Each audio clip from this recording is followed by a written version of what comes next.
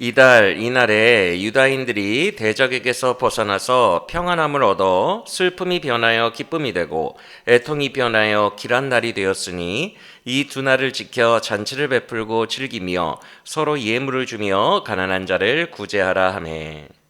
아멘. 우리 성경 통독이 지금 에스라 느헤미야 끝나고 오늘부터 에스더로 진입했습니다. 사실 에스더, 에스라, 느헤미야는 최근에 주일 예배 때 강해 설교를 다 했었어요. 언제 했냐면 재작년 말부터 포로기 문서 보겠습니다. 그리고 포로기 문서 중에 포로기 역사서 중심으로 보겠습니다. 라고 말씀을 드리고 재작년 말부터 다니엘을 시작했고, 그리고 2025년 작년으로 넘어와서 에스더, 에스라, 느헤미야까지 작년 초반에 다 배웠어요. 불과 1년밖에 안 된 강의의 말씀이기 때문에 사실 에스라, 느헤미야, 에스더 이거 최근에 다 우리가 묵상했으니까 다른 말씀을 좀 전했으면 좋겠다라고도 생각했었는데 오늘 주신 마음이 있어서 에스더 말씀으로 함께 오늘 은혜를 나눠보려고 합니다. 에스더서는 총 10장으로 되어 있어요. 에스더의 이야기가 좀 아동부 이야기, 동화책 같은 느낌도 들고 하다 보니까 그 분량이 룻기, 4장밖에 안 되는 룻기나 아가서 정도밖에 안 될 것 같은데 그렇지 않아요. 무려 10장 분량으로 제법 분량이 되는 포로기 역사서가 에스더입니다. 근데 10장이나 되는 분량 중에 놀랍게도 단 한 번도 여호와라는 호칭이나 엘로힘, 하나님이라는 호칭이 등장하지 않습니다. 10장이나 되는 분량에서 단 한 번도 안 등장해요. 놀랍죠? 이게 에스더서의 특징 중에 하나인데 고의적인 거예요. 고의적으로 일부러 하나님의 이름을 등장시키지 않아요.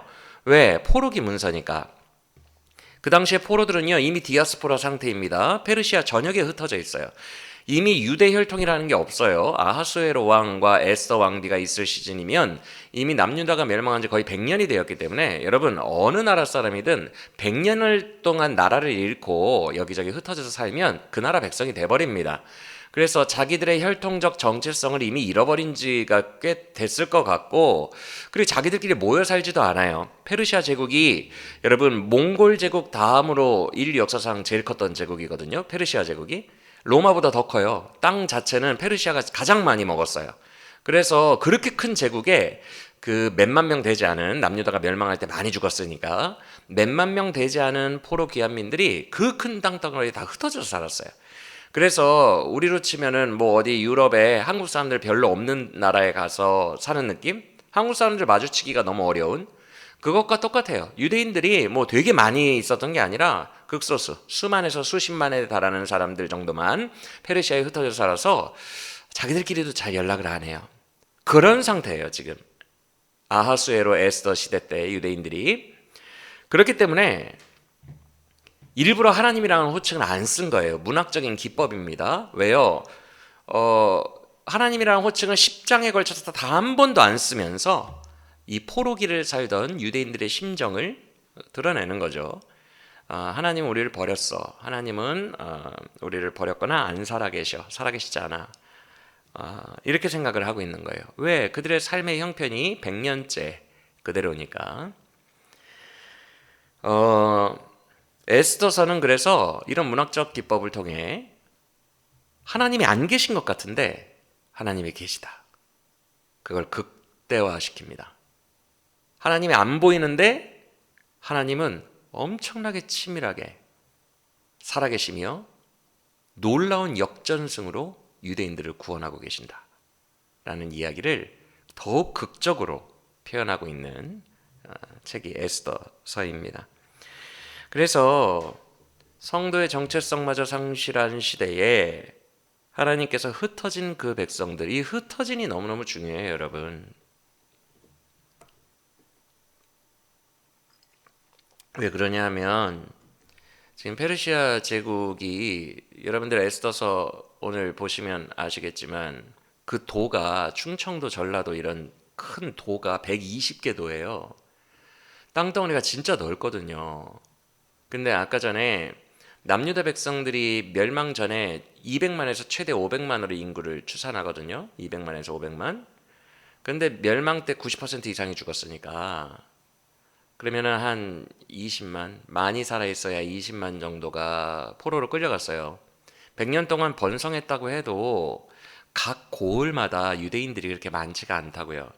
근데 여러분들 내용 아시겠지만 아하수에로 왕이 하만의 전략에 걸려들어서, 뇌물과 전략에 걸려들어서 유대인들을 학살하라는 정책, 첫 번째 법조문이 뭐였어요? 각 고을마다 있는 유대인들을 고을 전체가 단합해서 죽일 수 있다예요. 그러니까 극소수라고요. 되게 극소수예요. 저항할 수 있는 그런 법이 아닙니다. 그냥 완전히 집단적으로 죽임을 당하고 폭행당하고 강탈당하는, 재산을 뺏으라고 했으니까 그런 상황이에요. 흩어진 것도 서럽고 나라를 잃은 것도 서러운데 하나님 안 계신 것 같은데, 그 흩어진 상황에서 그 고을 전체가 집단 공격해서 죽여라, 이 법령이 선포된 정말 절체절명의 위기 속에서 하나님이 너희는 여전히 내 백성이다, 나는 너희와 함께하며 너희를 구원시킨다, 나는 너희의 하나님이다 라는 것을 드러내시고 그 흩어져 버린 디아스포라들에게 확신시켜 주시며 너희는 여전히 나의 유다 백성이다 라며 하나로 만드신, 불임절로 하나로 만드신 이야기가 바로 에스더서라는 거예요.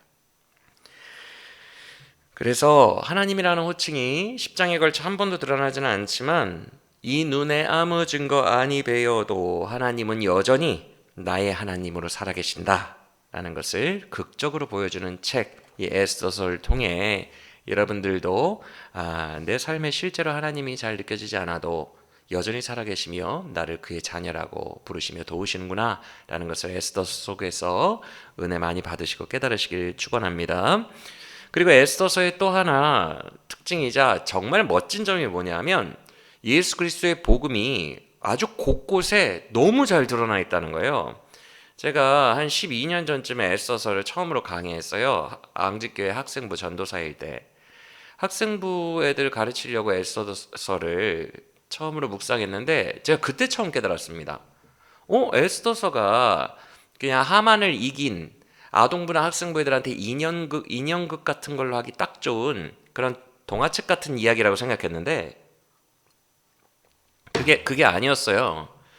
제가 그때 전도사 때 이거 예수 그리스도를 연상하게 하는 내용들이 되게 많잖아. 예를 들어서 에스더 한 명의 희생으로 전 백성이 산 것처럼 예수님 한 명의 희생으로 전 백성이 살았잖아요. 이런 것들이 막 보이기 시작하는 거예요. 에스더가 열리기 시작하는 거예요. 전도사 때. 그래서 그때 깜짝 놀랐죠. 와, 에스더서가 이거 복음적 책이구나. 그 이후로 에스더서를 계속 보면서 와, 에스더서만큼 복음이 강력하게 곳곳에 드러난 책이 또 있을까라는 생각이 들 정도로 복음을 많이 담고 있습니다. 의외로 되게 신령한 말씀이에요. 동화책 같은 구조로 되어 있지만 아니에요. 깊이가 있어요. 그래서 사람들이 왕비의 이야기, 그리고 악한 원수에게서 역전하는 역전승의 이야기라서 무슨 아라비안 나이트 읽듯이 가벼운 마음으로 그렇게 읽는 것과는 전혀 다르게 내포하고 있는 진리는 상당히 신령하고 대단한 진리들을 내포하고 있다는 것이죠. 가장 복음적인 부분은 바로 우리가 오늘 읽은 구절에 담겨 있어요. 9장 22절 보시면 제일 먼저 평안함을 얻었다라는 단어가 나옵니다. 여러분, 그 이유가 뭐라고 써 있어요? 유다인들이 대적에게서 벗어나서 평안함을 얻었다. 여러분, 예수 그리스도의 이 복음을 인격적으로 만나고 누리는 사람은요, 그 마음에 세상이 줄 수 없는 평안을 누립니다. 왜냐하면 대적들로부터 이기게 하셨기 때문에 그래요. 우리의 가장 큰 대적이 누구예요? 죄와 사망의 권세예요. 우리를 옥죄고 있던 죄와 사망의 권세를 예수 그리스도가 무너뜨리셨어요.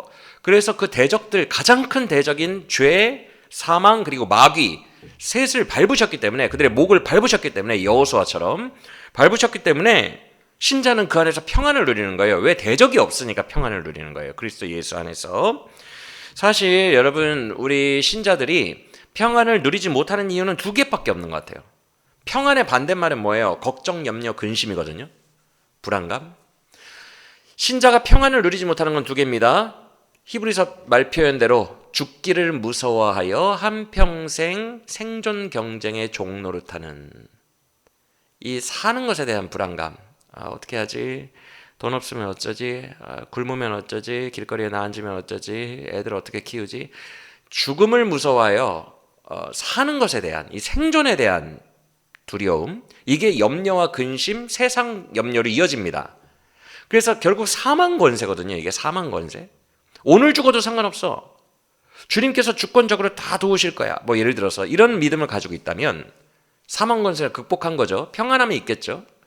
그런데 여전히 우리 안에 사망 권세가 우리를 압도하고 있다면, 죽기를 두려워하여 생존 경쟁을 너무 염려한 나머지 내 앞날의 불안함과 근심이 가득하다면, 세상 염려가 가득하다면 그건 쓴뿌리와 같은 거예요. 그래서 신자가 평안이 없는 이유, 사망 권세에 눌려서 그래요. 또 하나, 신자가 정말 많은 경우에 평안함을 상실하는 이유가 죄 때문이에요. 여러분 어렸을 때 시험 성적 잘못 나오면 그 성적표 들고 가는 거 무섭죠? 부모님한테. 그럼 그거 살짝 숨기잖아요. 그럼 부모님이 분명히 물어볼 텐데, 야, 다른 친구들은 성적표 나왔다는데 너는 안 나왔니? 알면서도 물어보잖아요. 부모님들 다 알면서도.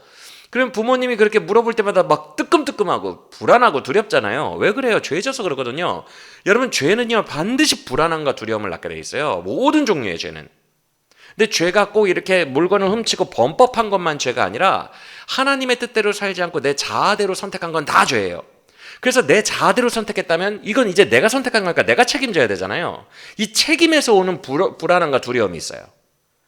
그래서 모든 죄는 불안을 양성합니다. 염려와 근심을 생산해요. 그래서 죄의 신자가 눌리고 사망 권세에 눌렸을 때 모든 염려들은 다 생산되는 거예요. 평강은 이렇게 되는 거죠. 그래서 왜 우리는 염려가 이렇게 많고 불안함이 많을까요? 삶에 근심이 많을까요? 두 개에 눌려서 그래요. 죄의 권세와 사망 권세. 이거를 파고 들어가다 보면 이 두 권세 아래에 있는 거예요.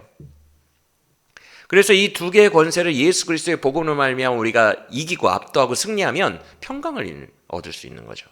이게 신자만이 누릴 수 있는 평강이에요. 그리스도 예수 안에서. 그래서 대적이 사라졌으므로 유다인들이 평강을 누렸고, 이게 꼭 복음 같아요. 복음. 그렇죠? 그리고 그 아래 이런 표현이 있어요. 와, 이건 정말 복음 같죠. 22절 중간쯤. 그날이 우리의 구원날과 같죠. 그날이 슬픔이 변하여 기쁨이 되었고 애통이 변하여 길해진 날이 되었다. 길한 날이 되었다. 우리는 이 복음을 만난 날, 이 구원받은 날이 이렇게 바뀐 거죠. 그렇죠? 그리고 더 나아가면 예수 그리스도께서 십자가 지시고 부활하신 그날 이후로 이 날은 모두에게 다 너무나도 기쁜 날이 된 거예요. 승리의 날이 된 거예요. 우리도 마찬가지입니다. 여러분, 우리의 육체가 죽음을 당하는 날은 사실 슬픈 날이죠. 우리의 장례식 날. 그렇죠? 그런데 슬픈 날이 아니에요. 이 날은 드디어 지긋지긋했던 고통뿐인 이 세상, 눈물뿐인 이 세상, 드디어 아담의 육체를 벗고 부활하여 저 하늘에서 새 생명이 시작되는 영원한 새 날이에요. 첫 시작 날이에요. 그래서 우리의 장례식 날은 슬픈 날이 아니에요. 우리는 드디어 하늘문을 열고 들어가는 새로운 시작 날이에요. 영화로운 날이에요. 기쁜 날이에요. 이렇게 만드신 분이 예수님이에요. 그래서 원래 유다인들 다 죽을 수밖에 없었잖아요. 하만 때문에 그날에. 근데 그날에 역전을 시켜버렸잖아요. 하나님이. 유다인들이 이기게 하셨잖아요. 그 역전승이 승리를 기쁨으로 바꿔버렸잖아요. 아니, 슬픔을 기쁨으로 바꿨잖아요. 애통을 길한 날로 바꿨고, 우리의 장례식 날, 우리의 죽음 날을 기쁜 날과 승리의 날로 바꾸신 분도 예수 그리스도이기 때문에 이런 구절들이 꼭 예수 그리스도의 승리의 날을 예표한다는 것이죠. 왜냐하면 죽음과 역전이 담겨있기 때문에 유다인들 다 죽을 수밖에 없었는데 그 죽음이 생명으로 역전됐잖아요. 그렇죠? 우리와 유비된다는 거죠. 우리의 복음과 우리도 죽는 날이 기쁨의 날이 된 거예요. 그 날이. 여러분, 우리는 사도신경에서 고백하는 것처럼 몸이 다시 사는 것과 영원히 사는 것을 믿습니다.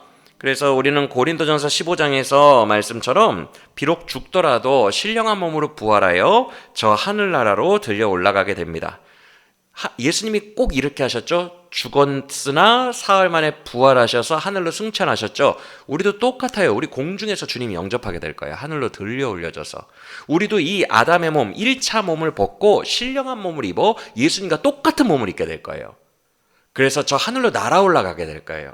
그래서 공중에서 우리 예수님이 부활하셔서 승천하신 것처럼 똑같이 우리도 날아올라 공중에서 주를 영접하게 될 거예요. 천군 천사들과 함께. 그리고 새로운 나라로 옮겨지게 될 것입니다. 할렐루야. 믿으시길 바랍니다. 그래서 저 하늘나라에서 예수님과 영원히 살게 되죠. 그래서 우리에게 슬픔의 날이었던 죽음이 이제 우리에게는 확실한 천국에서의 삶의 시작날이 되었어요. 애통하고 슬퍼하던 날이 우리에게 기쁨의 날이 되었어요. 그리고 또 이뿐만이 아니라 에스더서가 예수 복음과 비슷한 유비되는 일들이 진짜 많아요. 다 조금씩 언급해 드릴게요. 읽으실 때 한번 확인하시면서 통독하시면 돼요. 여러분, 에스더서는 다 주요 인물이에요. 모르드게, 하만, 에스더, 아하수에로, 이 네 명의 등장인물은 아동부 인형극 같은 거 해도 꼭 등장하죠. 이 네 명은 다 주요 인물인데 특히 두 명의 주요 인물이 나옵니다. 누구냐 하면 에스더와 모르드게예요. 이 에스더와 모르드게는 둘 다 예수님을 예표합니다. 둘 다. 에스더만 예수님을 예표하는 게 아니에요. 모르드게도 예표해요. 왜냐하면 첫째, 에스더는 중보기도는 하지 않죠. 모르드게가 죄를 뒤집어쓰고 옷을 찢고 그 민족을 위해 성문 앞에서 중보기도를 해요. 모르드게가 이걸 합니다. 그래서 예수님을 예표합니다. 대제사장이신 예수님, 전체 백성을 위해서 눈물로 중보하시는 그 예수님을 모르드게가 예표해요. 자기 민족들 죽게 생겼다고 정말 마음 아파하죠. 또한 모르드게를 원래 나무에 높이 달아서 죽이려고 했잖아요. 하만이. 그렇죠? 높은 장대를 세워놓고 저 위에 모르드게를 달아 죽여야겠다. 그랬는데 역전되어서 그 자기가 준비한 장대에 누가 죽어요? 하만이 매달려 죽게 되죠. 즉 모르드게가 달려 죽어야 되는데 하만이 죽잖아요. 이 또한 예수님의 복음을 예표해요. 십자가에 달려 죽으신 분은 먼저 달려 죽으신 분은 예수님이지만 진정한 심판은 결국 누구에게 임해요? 마귀와 그를 따르는 불순종의 아들들에게 임하는 것이죠. 그렇죠? 그래서 똑같은 거예요. 결국 하만이 달리는구나. 하만이 심판받는구나. 예수님이 십자가에서 심판받는 것 같았으나 결국 그건 구원이 되었고 우리에게. 진짜 진정한 심판은 마귀와 그의 수종자들이 이렇게 심판을 받게 되는 것이죠. 역전되는 거예요. 하만이 계획하던 모든 게 역전돼서 본인이 도로 당했죠? 그렇죠?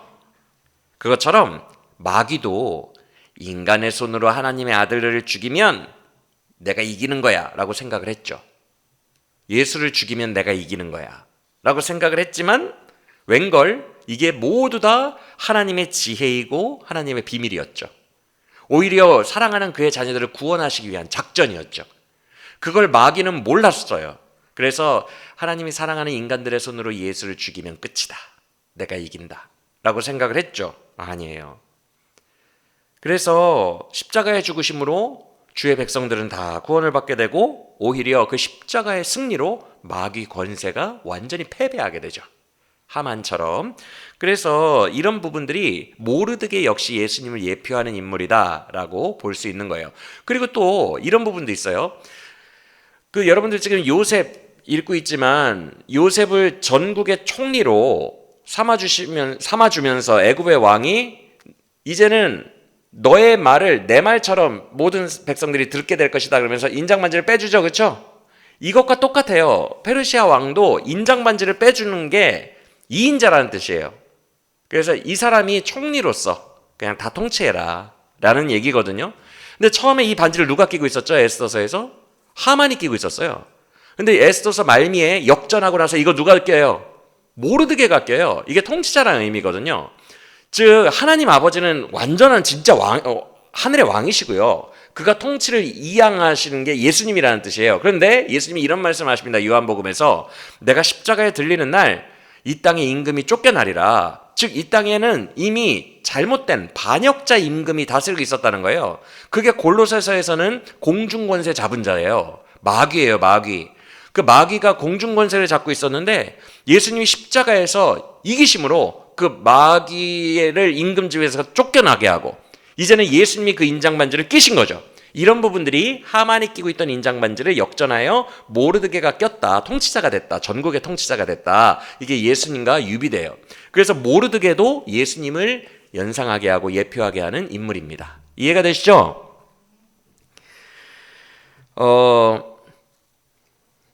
여러분, 예수님이 십자가에서 우리가 요한계시록 12장에서 마귀가 하늘 전투에서 져서 땅으로 급격히 쫓겨났다라는 그 부분 때도 우리가 배우겠지만 예수님은 마귀를 완전히 이기셨어요. 마귀의 창세기 3장에서 예언된 것처럼 여자의 후손이 뱀의 머리를 밟으리라. 뱀의 머리를 밟으면 으깨버리는 거거든요.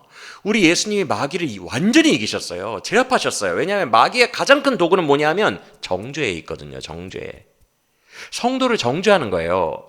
근데 예수님이 십자가에서 대신 벌을 받으셔서 성도에게 더 이상 정죄를 못하게 다 깨끗하게 해버리셨어요. 그래서 마귀 권세를 완전히 압도해 버리셨어요. 그때 완전히 머리를 밟으신 거예요, 예수님이. 그래서 교회는 승리했어요, 이미. 교회는 이미 마귀로부터 승리했어요. 완전한 승리를 거뒀어요. 그래서 그리스도 예수 우리의 왕 안에서 이 승리를 누려야 돼요. 이 구원을 누려야 돼요. 그래서 로마서 8장 1, 2절 말씀처럼 더 이상 예수 그리스도를 믿는 자들 안에서는 정죄함이 없다고 그랬어요. 우리는 이미 승리했습니다. 믿으시길 바랍니다. 그래서 구원은 그리스도 예수 안에서 완성됐어요. 예수님은 분명히 요한복음에서 내가 세상을 이겼다라고 과거 완료형을 쓰셨어요. 이겼다라고 했어요. 너희가 세상에서 환난을 당하나 담대하라. 내가 세상을 이기었노라. 과거 완료형. 이겼어요. 그러니까 담대하라고 교회와 제자들에게 말씀하신 거예요. 우리는 이긴 거예요. 이미 통치자는 교체됐어요. 인장 반지는 예수님의 손에 있어요. 그래서 만왕의 왕이시고 만주의 주는 예수님이 되셨어요. 예수가 이 땅을 다스리고 계십니다. 예수님께서 통치하고 계세요. 자, 모르드게가 이렇게 인장 반지로 예수님을 예표하듯이 이제 우리가 잘 알듯 에스더도 예수님을 예표하죠. 에스더는 죽으면 죽으리라 라고 고백하기 전까지 그녀가 유대인인 줄 아무도 몰랐어요. 왜냐하면 함구했거든. 모르드게가 2장인가요? 잘 기억이 안 나는데 2장에서 에스더에게 말합니다. 네가 유대인이라는 걸 말하지 말라. 그래서 에스더가 순종하여 함구하고 지냈거든요. 그래서 에스더가 죽으면 죽으리라라고 딱 나아가서 왕 앞에서 나 사실 유대인이요 라고 말하기 전까지는, 정말 죽음의 자리로 가기 전까지는 이게 다 비밀이었어요. 예수님도 똑같아요. 아무도 몰라요, 그의 실체를. 이 땅에 오셨는데 그의 의도와 왜 오셨는지 십자가 지신다는 얘기만 하면 다 혼란스러워해요. 몰라. 그리고 설령 주변에서 당신은 하나님의 아들이십니다 라고 하면 함구시키십니다. 귀신에게도 함구시키시고 제자들에게도 함구시키세요. 왜? 본인의 진짜 실체는 십자가에서 드러나니까. 죽으면 죽으리라. 정말 죽는 그 순간에 예수는 드러나거든요. 그 전까지는 함구예요. 이런 부분들이 비슷합니다. 죽을 때 드러난다. 이 정체성이. 진짜 의미가. 그리고 에스더나 예수님이나 둘 다 혼자 편안하게 살 수 있어요. 예수님은 인간들 구원하러 오지 않으셔도 저 하늘에서 왕자님으로 편안하게 사실 수 있는 분이에요. 에스더도 마찬가지예요. 지금 본인이 유대인이라는 걸 아무도 모르기 때문에 왕비로 왕궁에서 호의호식하면서 혼자 살아남을 수 있어요. 그런데 혼자 사는 것을 거부하고 예수님이 이 땅에 내려오셔서 그의 백성을 구원하기 위해서 목숨을 바치셨어요. 에스더도 혼자 살아남을 수 있는 상황이었는데, 왕비로 살 수 있는 상황이었는데 그걸 버리고 죽으면 죽으리라 하고 그의 백성들을 구원하기 위하여 죽음의 자리로 나왔어요. 이게 똑같습니다. 예수님을 예표하게 해요. 그리고 또 대표자 한 사람을 통하여 전 백성이 구원받았다. 이것도 두 인물이, 예수님과 에스더가 유비되죠. 대표자 한 사람의 희생으로. 자, 그리고 또 에스더서에서 볼 수 있는 복음의 이야기들, 아하수에로 왕이 또 주요 인물 중에 하나죠. 이 아하수에로 왕이 물론 감히 하나님을 대체할 수 없죠. 굉장히 연약한 인물이고 한낱 인간일 뿐인데 어떻게 아하수에로를 하나님과 유비시킵니까? 말도 안 돼요. 하지만 복음의 스토리와 유비되는 부분은 있어요. 그 아하수에로를 통해서. 그 중에 가장 중요한 것이 바로 왕의 인장반지를 찍은 문서의 효력이에요. 이 페르시아의 법은 왕의 인장반지로 공문서가 하나가 나가면, 법령이 제정되면 왕이 못 바꿔요, 이걸. 인정반지로 10번을 찍어도 못 바꿔요. 이게 페르시아의 법입니다. 이미 읽으셨겠지만 에스라서에서. 그래서 왕도 못 바꾼다. 한 번 반지 찍으면 끝이다. 이게 특징입니다. 번복이 안 돼요. 하나님의 말씀도 마찬가지죠. 하나님의 말씀은 번복이 안 돼요. 하나님은 이 왕의 인장반지와 같이 엄청난 권위를 가지신 분이에요. 그래서 하나님이 한번 말씀으로 선포를 하시면 절대 번복되지 않습니다. 그래서 예수님도 1.1회까지 다 성취된다고 말씀하신 거예요. 모든 아버지의 말씀은 다 성취된다. 엄청난 막강한 권위를 가지고 계신다. 이 성경 말씀의 권위를 예수님이 올려주시죠. 그렇죠? 우리 하나님도 모든 말씀들이 다 인장반지 같아요. 그러다 보니까 문제가 하나 생기는데 신명기 언약법전대로 인간은 다 죽어야 돼요. 아담에게 말씀하신 것처럼 너희가 선악과를 먹는 날에는 반드시 죽으리라. 이거 주님이 말씀하신 거예요. 그럼 일단 인간은 다 죽어야 돼요. 히브리서 말씀 모든 인간에게 죽는 것은 한 번은 다 죽는 것은 매한가지라 그랬어요. 모든 인간은 한 번은 다 죽어야 돼요. 그래서 왜 죽냐? 아담에게 말씀하신 말씀도 권위 있는 말씀이니까. 하나님의 말씀이니까. 인장반지 찍힌 거니까 어쩔 수 없어요. 우리는 한 번은 다 죽어야 돼요. 믿으십니까? 그래서 여러분 구약 성경이 말씀하는 바가 뭐예요? 신명기 법전 율법이 왜 나왔어요? 너희는 다 죽을 수밖에 없는 존재다라는 것을 말씀하기 위해서 나온 거예요. 율법을 지켜야 구원받는다라는 얘기가 아니라 율법을 주신 이유는 남유다와 북왕국이 멸망할 수밖에 없는 이유. 그리고 느헤미야 시대 때 그렇게 큰 부흥운동을 했음에도 느헤미야 마지막 장에서 사람들 다 다시 배신하고 도라미를 다시 돌아오가 되고 이런 부분들을 말씀하신 이유가 뭐예요? 아무리 해도 안 된다는 거예요. 인간은 죽을 수밖에 없다는 거예요. 즉 창세기 3장에서 아담에게 너는 반드시 죽으리라 라고 말씀하신 그 내용이 구약 말미까지 확증되는 것뿐입니다. 율법을 통해서 인간이 이렇게 죽을 수밖에 없다. 그래서 마치 이제 에스더서에서는 12월 13일이거든요. 불임절이 12월 13일. 왜? 그날이 죽는 날로 하만이 제비 뽑았거든요. 하만이 제비를 뽑았어요. 다 죽을 수밖에 없어요. 그게 구약 성경이에요. 인간은 다 죽을 수밖에 없다. 왜? 그것도 말씀이니까. 한 번 죽는 것은 사람에게 정해진 일이라고 히브리서가 말씀했으니까. 하나님도 이걸 막을 수 없어요. 번복할 수 없어요. 마치 아하수에로가 인장반지로 첫 번째 공문서를 전국에 뿌린 것처럼 구약이 뿌려진 거예요. 하나님의 말씀이. 그래서 이게 번복이 안 되니까 모르드게와 에스더가 이 문제를 어떻게 해결해요? 또 하나의 공문서를 또 만들어요. 인장반지로. 앞에 발행된 그 공문서를 역전시킬 수 있는 공문서를 만들어서 또 인장반지를 찍어서 보냅니다. 그래서 유다인들이 역전하잖아요. 신약이 그래요. 일단 한 번 죽는 것은 사람에게 정해진 바예요. 히브리서. 어쩔 수 없어요. 이게 구약이니까. 한 번 죽는 것은 정해진 바니까 어쩔 수 없는데 이걸 역전시키는 약속, 뉴 테스타먼트, 신약을 또 내십니다. 이 신약이 뭐예요? 죽는 건 어쩔 수 없지만 부활시켜버리는 거예요. 그게 예수 그리스도 안에서 두 번째 공문서로 날라온 거예요. 그래서 첫 번째 말씀도 주의 지엄하신 말씀이기 때문에 이루어져야 되지만 이 구하고 싶다. 내 자녀들을 꼭 구원하고 싶다. 더 압도적인 두 번째 공문서로 구원해내시는 거예요. 그게 신약입니다. 이해가 되시죠? 이게 너무너무 비슷해요. 에스더서와 너무 비슷해요. 복음의 원리 그대로 보여주시죠. 첫 번째 법이 어떻게 됐어요? 에스더서에서 처음에 유대인들 다 죽을 수밖에 없는 날을 만들었을 때 유대인들은 공포에 떨고 막 금식하며 기도합니다. 그런데 막 정말 이 절체절명의 위기를 이길 수가 없을 것 같거든요. 근데 에스더와 모르드게가 만들어서 배포한 이 두 번째 법령이 압도시켜버리죠. 그래서 첫 번째 법을 삼켜버려요. 거의.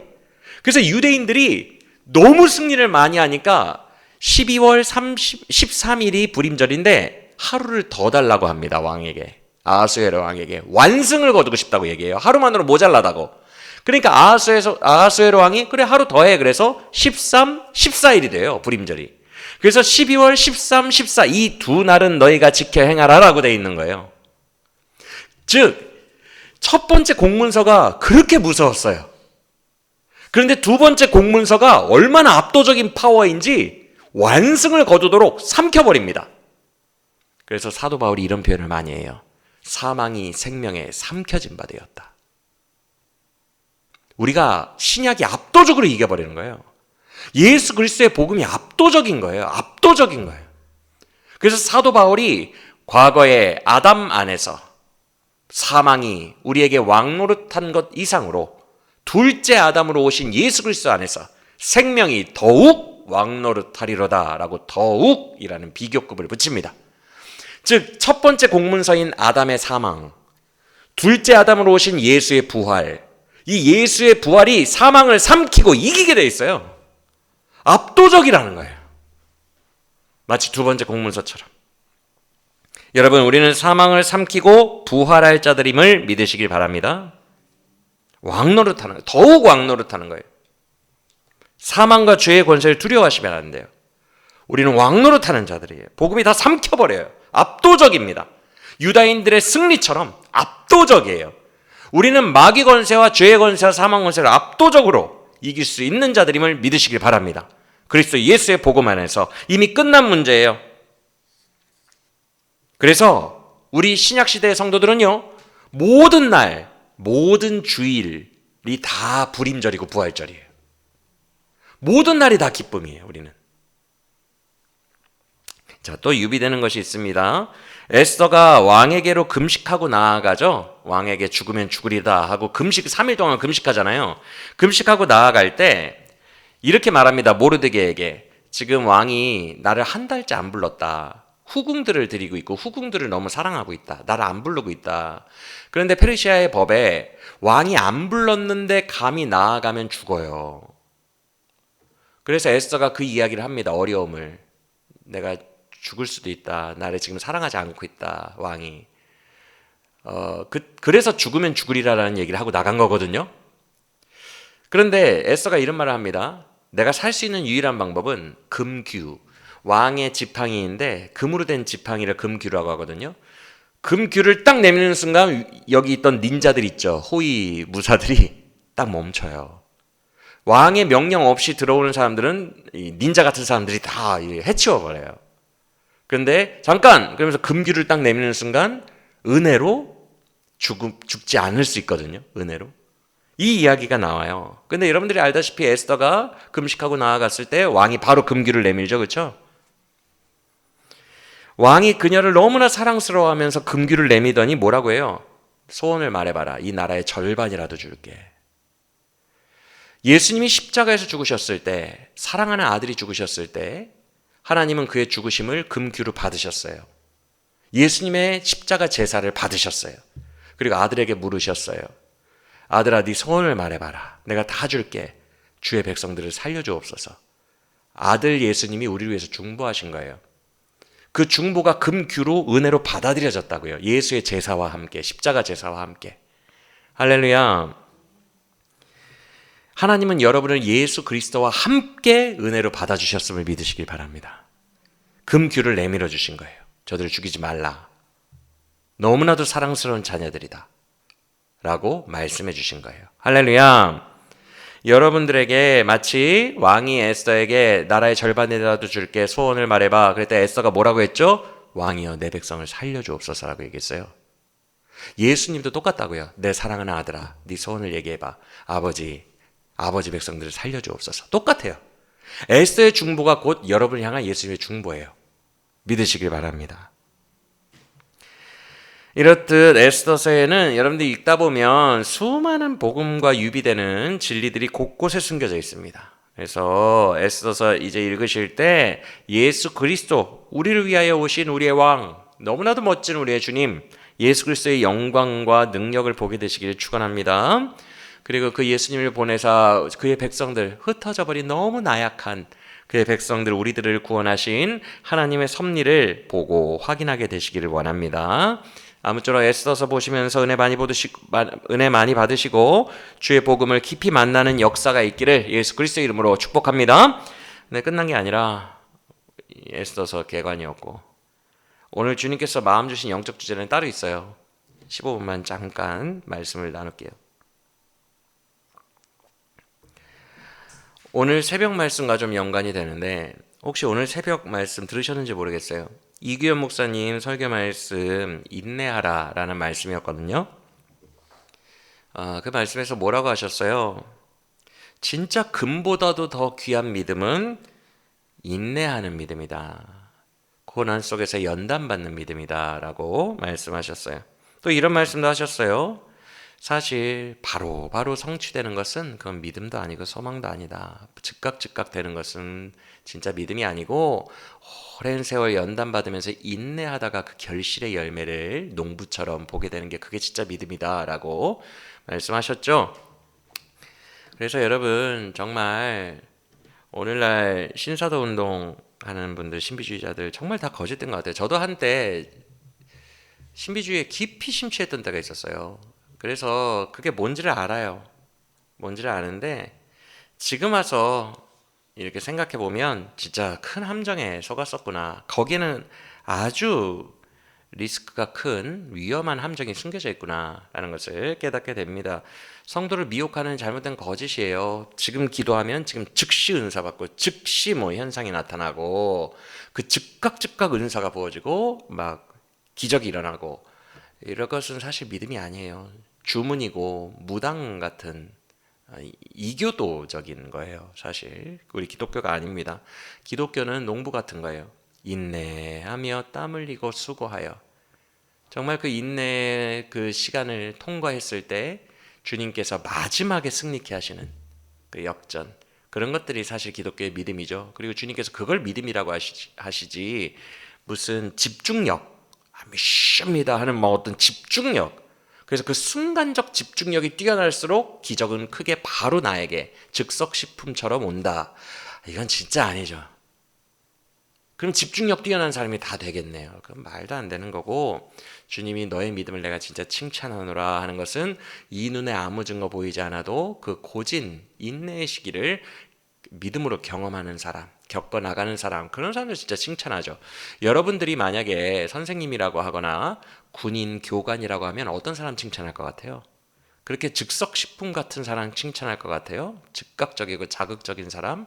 아니면 묵묵히 정말 사람 됨됨이가 진중하고 묵직한 사람인 것처럼 묵묵히 오랜 세월을 믿음으로 견딘 사람을 진짜 칭찬할 것 같아요. 하나님도 똑같거든요. 오늘날 신비주의자들은 정말 잘못된 거예요. 이런 단편적이고 단순한 원리조차도 지금 왜곡하고 있기 때문에 정말 잘못된 것입니다. 이 믿음이 진짜 믿음임을 기억하시길 바랍니다. 오늘 이기현 목사님 말씀하신 것처럼 흥미로운 것은 에스더서가 하만이 제비를 뽑아서 죽을 날을 정하거든요. 이게 멸망의 제비이기 때문에 부르라는 히브리어를 써요. 여호수아가 땅 나눠줄 때 제비 뽑은 것은 부르라는 단어를 안 써요. 부르에는 멸망하다라는 단어가 있어요. 의미가 있어요. 그래서 부르를 뽑았어요. 부르. 저주의 제비. 그 저주의 제비를 뽑았는데 12월 13일이 나왔거든요. 근데 하만이 이걸 뽑은 날이 1월 13일이에요. 즉 당장 죽이는 게 아니라 11개월의 유예 기간이 있어요. 11개월. 이미 저주의 제비를 뽑았으니 그날로 된 거예요. 하나님의 일들이 이래요. 기한이 있어요. 기간이 있어요. 즉각 이루어지지 않아요. 그 11개월 동안 유다인들은 울기도 하고 금식하기도 하고 절망하기도 하고, 하나님은 성도들에게 그걸 다 경험하게 하세요. 역전은 11월 지나 마지막 날에 이루어집니다. 이런 것들이 하나님의 섭리예요. 자극적이고 즉석식품 같지가 않고 항상 시간을 주십니다. 시간을. 그 시간 동안을 믿음으로 이겨내느냐를 보세요. 여러분, 우리는 모두 다 최후 승리하게 되어 있어요. 가장 궁극적인 최후 승리는요, 이 아담의 몸을 입고 이 눈물뿐인 세상을 인내로 살아가다 보면 여러분들은 최후 승리에 이르게 될 것입니다. 그 최후 승리가 우리의 육체가 죽는 날 우리가 다시 그리스도 안에 품에 안겨서 부활하는 날이에요. 그날이 우리의 궁극적인 최후 승리의 날이에요. 우리는 사망을 이기고 무덤에서 부활하여 영생 천국으로 올라가게 될 것입니다. 할렐루야. 그런데 그런 궁극적인 승리 말고도 우리 기독교인들은 사는 동안 짤막한 최후 승리들이 있어요. 인생 중에. 우리의 삶도 다 이런 연단과 인내의 기간이고 최후 승리가 예비되어 있는 기간들이에요. 그리고 주님께서는 우리의 모든 사건과 주제들, 인생을 살아갈 때 주제들마다 11개월 같은 기한을 다 주셨어요. 즉각 막 일어나는 게 아니라 항상 시간을 두고 하세요. 그 11개월을 우리가 인내해야 돼요. 최후 승리를 바라보며 포기하지 말고 인내해야 됩니다. 오늘 새벽 말씀처럼. 그런데 이때 인내 기간 동안 단순히 시간 보내기 작전만 하는 건 안 돼요. 우리에게 최후 승리가 임하는, 진짜 궁극적 최후 승리, 부활 임하는 그게 뭐예요? 여러분, 모든 사람들이, 불신자들까지 시간 보내기 작전만 한다고 다 부활하나요? 인생의 중간에 예수 복음이 믿어지는 역사가 있어야 되죠? 믿음이 발생하는, 믿음으로 구원받는다 그러잖아요. 이 믿음의 승부가 팡 발생하는 그 순간 때문에 우리는 나중에 최후 승리를 하잖아요. 그렇죠? 똑같아요. 우리의 궁극적인 부활이 우리 인생 중간에 믿는 이 믿음으로 발생하듯이 우리의 인생에 뭐 이슈들이 있죠. 가족 이슈, 직장 이슈, 내 인생의 비전 이슈, 사역 이슈, 여러 이슈들이 있어요. 그리고 그 이슈들에는 각각 11개월씩의 하나님이 두신 시간이 있어요. 인내해야 될 시간이. 근데 그 시간 동안 버티기 작전만 하고 있는다고 해서 그게 최후 승리가 있지 않아요. 시간 보내기 작전이 최후 승리를 일으키진 않아요. 중간에 믿음의 승부를 걸어야 돼요. 그 믿음의 승부처에서 믿음의 승부를 에스더처럼 걸어야 돼요. 죽으면 죽으리이다. 중간에 한번 요게 필요합니다. 그래야 최후 결실을 얻을 수 있어요. 믿음으로 승부해야 돼요. 오늘 새벽 말씀에서 이규현 목사님이 그런 말씀을 하셨어요. 믿는 자들은, 이 인내하고 믿는 진짜 믿음을 가진 자들은 미래가 다 보입니다. 이게 여러분, 신사도 운동하는 그 신비주의자들이 예언, 나는 오늘도 하나님의 음성 들었어, 오늘도 뭐가 보였어, 다 가짜라고 보시면 돼요. 누구는 그런 경험 안 한 줄 아십니까? 그게 진짜 믿음이 아니라고요. 그렇게 예언가처럼 그렇게 하나님이 다 우리에게 공개하시고 인도하시면 뭔 믿음이 필요 있어요? 다 아는데. 좀 미지의 모험 같은, 나는 그 가운데서도 하나님을 사랑해요, 하나님을 믿어요, 이런 뭐 드라마가 있어야죠. 인생 중에 다 공개하고 다 알려주면 말도 안 되죠. 그런 거 가짜고요. 이기현 목사님이 믿음으로 사는 사람들은 미래가 다 보입니다 라고 말한 건 그거 얘기한 게, 예언자 그거 얘기한 게 아니라 이 얘기예요. 에스더처럼 진짜 믿음의 승부를, 그 도박과 같은 모험이잖아요. 사실 왕에게 나아가는 거, 그 모험, 그 믿음의 승부를 건 사람은 최후 승리가 믿어진다는 얘기예요. 최후 승리가, 역전이. 그래서 이 믿음의 승부를 건 사람은 소망이 점점 강력해지기 때문에 인내의 기간이 기뻐요. 지난주 이규현 목사님 설교랑 오늘 새벽 기도 때 이규현 목사님 설교가 지금 두 편이 연결이 되는데 이 내용입니다. 지난주에 새벽 기도 설교가 뭐였어요? 환난 중에도 성도는 즐거워한다 했어요. 즐거워한다. 이 즐거워함이 소망이 있기 때문에 그러거든요. 그리고 오늘 새벽 기도 말씀에서도 정말 이 믿음으로 사는 사람은 미래가 보입니다, 소망이 보입니다라는 말씀을 했어요. 이 소망이 우리를 즐겁게 하는 거예요. 여러분 잘 들으세요. 이제부터 5분 안에 이 영적 주제를 마무리할게요. 오늘날 우리가 이런 영성을 진짜 많이 잃어버린 것 같아요. 저도 그렇고. 그래서 안타까워요. 이기훈 목사님 새벽 설교를 전하고 준비를 하면서 정말 우리가 정말, 나도 그렇고 너무 많이 이 느낌을 잃어버렸다. 이 영성의 느낌을. 이기훈 목사님은 이렇게 딱딱 설교하실 정도니까 정말 이런 삶을 살고 계시겠지. 너무 부럽다. 나도 이런 느낌의 삶, 영성 살고 싶다. 이런 생각이 들었어요. 그래서 설명해 드립니다. 우리가 많이 잃어버린 이 영성이 뭔지. 믿음의 승부처가 있어요. 하나님이 말씀하신, 이렇게 순종해봐라. 그 승부처에서 딱 승부를 걸어놓고, 믿음으로 승부를 걸어놓고 12개월 동안, 그 하나님이 두신 기간 동안 인내하면서 기다리는 그 느낌, 역전을 기대하며 인내하면서 기다리는 그 느낌을 말하는 거예요. 그 느낌. 이런 믿음의 삶이 우리들을 많이 잃어버린 것 같아요. 그 기간 동안 얼마나 즐거운지 몰라요. 한 예를 들어볼게요.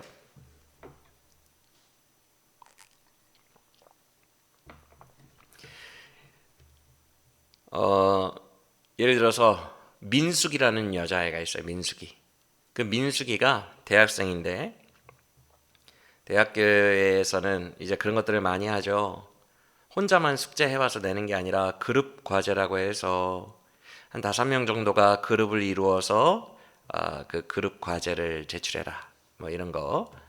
그래서 이 민숙이가 대학에 갔는데 그 그룹 대학교 중에 이 민숙이가 너무 예쁘고 공부도 잘하고 하니까 질투하는 여자애가 하나 있었어요. 근데 그 질투하는 여자애가 같은 그룹에 속해 버렸는데 얘가 골탕을 먹이고 싶은 거예요. 민숙이를. 그래서 민숙이에게 자기가 교수님에게 이쁨 받고 싶고 친구들에게 인기 얻고 싶으니까 하나의 교활한 작전을 짜서 민숙이를 그 그룹 과제에서 고통을 줬다고 해봐요. 골탕 먹였다고 해봐요. 그래서 민숙이라고 하니까 이입이 안 된다. 하여튼 이 주인공이 그래서 그 골탕 먹임을 당해서 친구들에게 멸시를 당하고 오해를 당하고 교수님에게 미움받고 오해를 당했어요. 이때 이 주인공이 기독교인이어서 하나님께 기도합니다.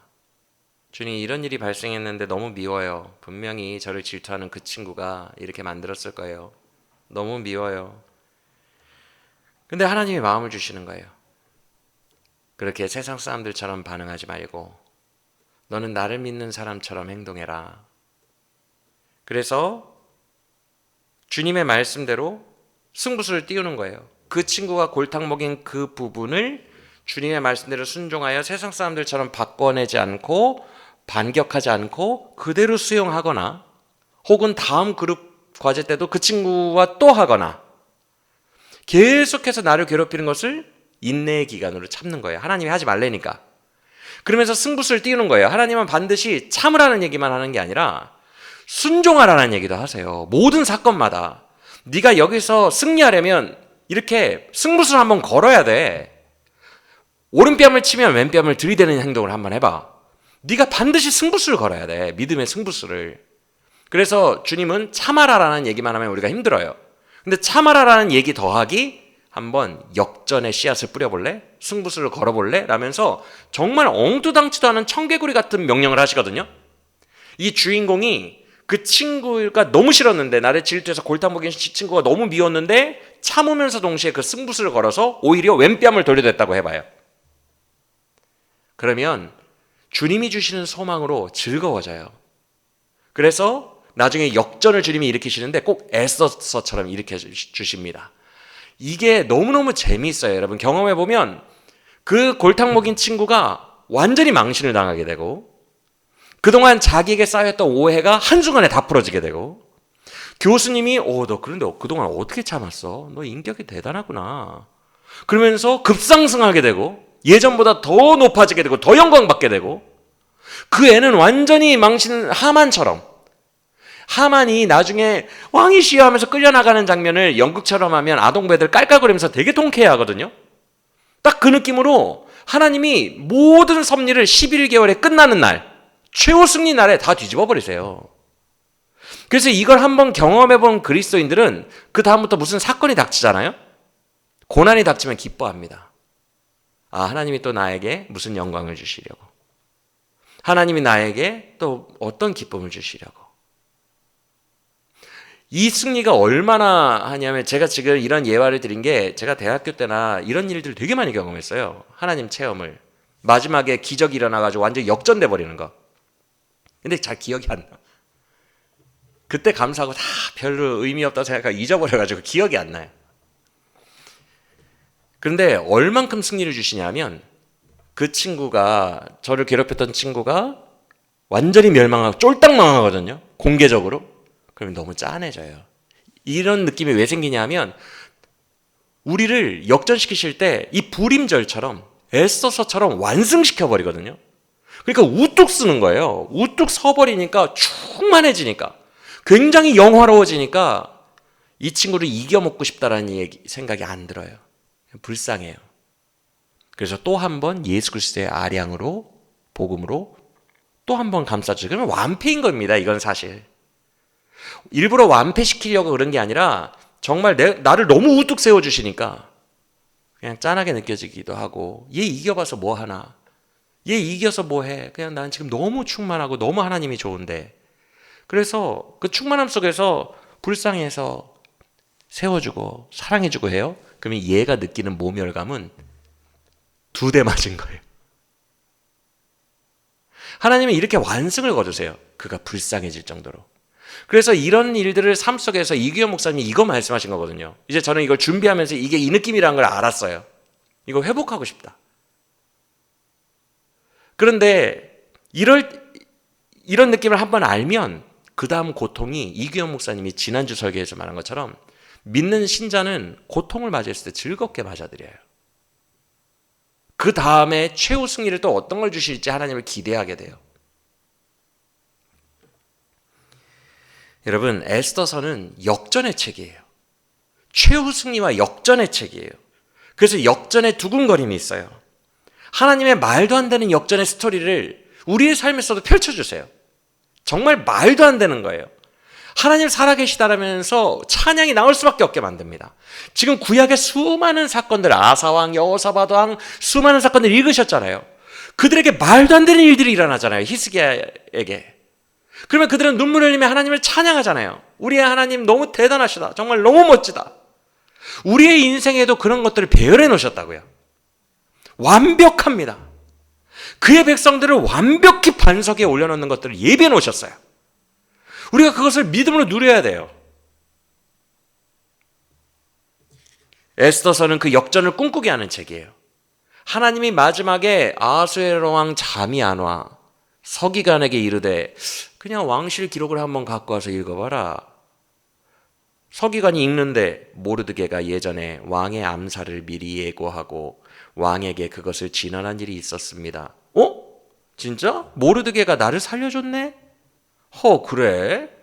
그랬더니 그때 하만이 후다닥 들어와요. 하만이 말하길 왕이시여, 왕이 사랑하는 신하에게 꽃가마를 태워주고 전국의 백성들 앞에서 왕이 제일 사랑하는 신하라며 왕의 옷과 왕의 왕관을 씌워주고 왕처럼 한번 대접해보는 행사를 하는 게 퍼레이드라면 어떻겠습니까? 마침 그때 하만이 들어와서 본인인 줄 알고 그 얘기를 해요. 그랬더니 왕이 그거 좋은 생각이다. 나를 암살의 위기에서 구해줬던 모르드게를 그렇게 하라. 우연처럼 에스더서는 하나님이라는 이야기가 안 나온다 그랬어요. 하나님이 안 보이는데 우연처럼 그날 밤에 왕이 잠이 안 오고 서기관에게 안 읽던 왕실 실록을 읽게 하고 거기서 모르드게 얘기를 듣게 하고 고민하던 중에 하만이 오고 하만이 본인 얘기인 줄 알고 그렇게 퍼레이드를 하자고 제안하니 왕이 그래 모르드게를 시키자. 이 모든 일이 사실 막장 드라마처럼 딱딱 우연처럼 일어나죠. 이런 일이 여러분의 삶에도 일어난다고요. 제가 예화를 드린 것처럼 말도 안 되는 일들이 일어나요. 딱딱 완벽하게. 이거는 내 하나님이 나를 위해서 하셨다고밖에 해석이 안 되는 일들을 합니다. 완벽하게 하세요. 여러분들에게 찬송받으실 만한 일들을. 역전극을 일으키신다고요. 주의 백성들에게. 그래서 에스더서는 그거를 보는 책이에요. 여러분, 그냥 단순히 암덩어리지게 해주세요. 암덩어리 떨어지게 해주세요라고 지금 즉시 집중력을 가지고 기도했더니 암이 떨어졌다. 이게 무슨 믿음입니까? 이게 뭐가 기적이에요. 진짜 기적은 하나님이라는 그 어떤 그런 것들이 보이지 않아도 섭리 속에서, 삶의 섭리 속에서 이런 일들이 계속 연사적으로 일어나고 완벽하게 톱니바퀴가 맞아떨어져서 딱 일어나는, 그게 기적이지. 그게 진짜 믿음이고 그게 진짜 기적이에요. 하나님의 주권과 섭리로 드러나게 되는 것. 우리가 그런 기적을 꿈꾸며 인내하는 훈련을 했으면 좋겠어요. 되게 근시안적으로 즉석 식품 받아먹듯이 하나님을 대하는 것이 아니라 막 두근거림으로 꿈꾸고, 주님이 믿음으로 한번 승부를 걸어볼래? 승부처에서 에스더처럼 승부를 걸어보고 최후 승리를 꿈꾸며 두근거림으로 인내하고, 그러다가 주님이 정하신 11개월이 끝나는 날 우리의 삶에 완벽하게 톱니바퀴처럼 주의 섭리와 주권이 빵 이루어지는 그 기적, 그것을 경험해내고 하나님을 찬송하는, 그냥 반석 위에 우뚝 서버리는 그런 다윗과 같은 자들, 우리 모두가 되기를 간절히 원합니다. 잃어버렸던 이 신앙이 회복되기를 원합니다. 이렇게만 살 수 있으면 우리가 고난 자체에 슬퍼하지 않아요. 이게 계속 반복되면, 삶이 반복되면 그런 마음이 들어요. 고난이 오면 순종할 거리부터 찾기 시작합니다. 고난이 오면 이 고난 자체에 함몰돼서 막 울고 저주하고 절망하고 그게 아니라 고난이 오면 또 승리할 수 있는 뭐가 왔네 하나님이 하나님 뭘 순종하면 될까요? 라고 순종거리를 찾게 돼요. 완전히 고난을 대하는 태도가 달라집니다. 이게 영성가들의 삶이거든요. 사실 선교사님들이나 진짜 영성가들의 삶인데 우리도 여기까지 회복됐으면 좋겠어요. 우리들이 이런 것들을 경험하고 회복하여서 진짜 삶 속에서 믿음 보여드리고 찬란하게 우리를 만들어내시는 그 살아계신 하나님, 나의 아버지, 나와 함께 하시는 하나님 경험하며 영광 돌리며 사는 우리 모두가 되시기를 예수 그리스도 이름으로 축원합니다.